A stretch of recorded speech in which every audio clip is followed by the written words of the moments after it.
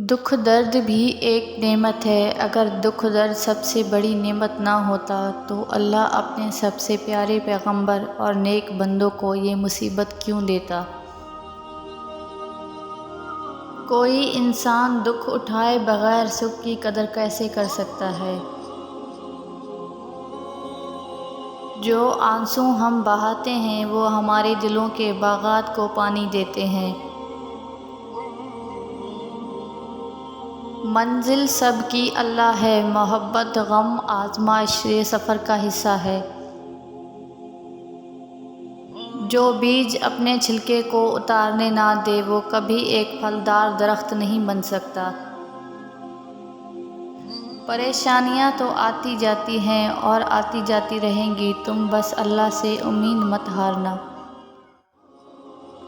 جب آپ رب سے محبت کرتے ہیں تو وہ آپ کے دلوں میں انہی لوگوں کو بسنے دیتا ہے جو آپ کی محبت کے اہل ہوتے ہیں۔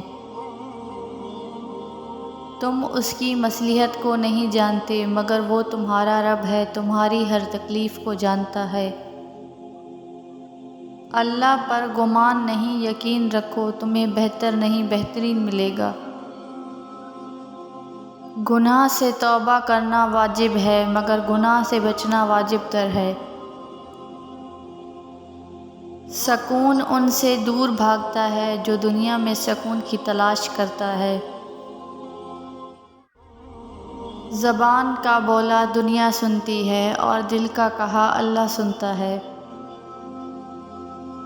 دنیا میں ہو سکتا ہے منافق بازی لے جائیں مگر آخرت سچے لوگوں کی کامیابی کا دن ہے۔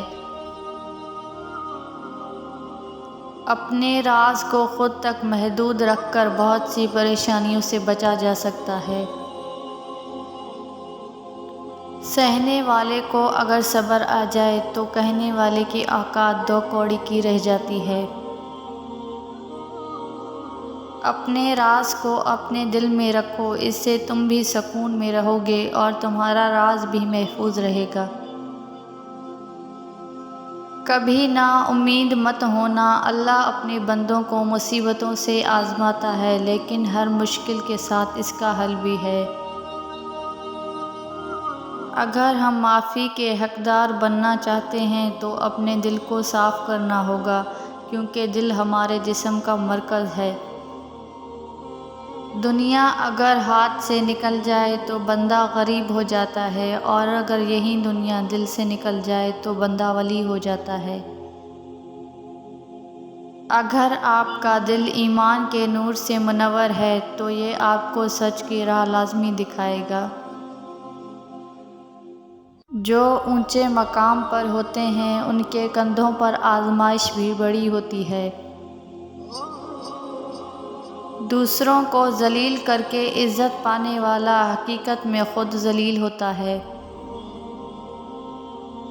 نماز مٹی کے انسانوں کو سونا بنا دیتی ہے۔ معاف بار بار کرو مگر اعتبار ایک ہی بار کرو۔ کسی کے ساتھ غلط کر کے اپنی باری کا انتظار ضرور کرنا۔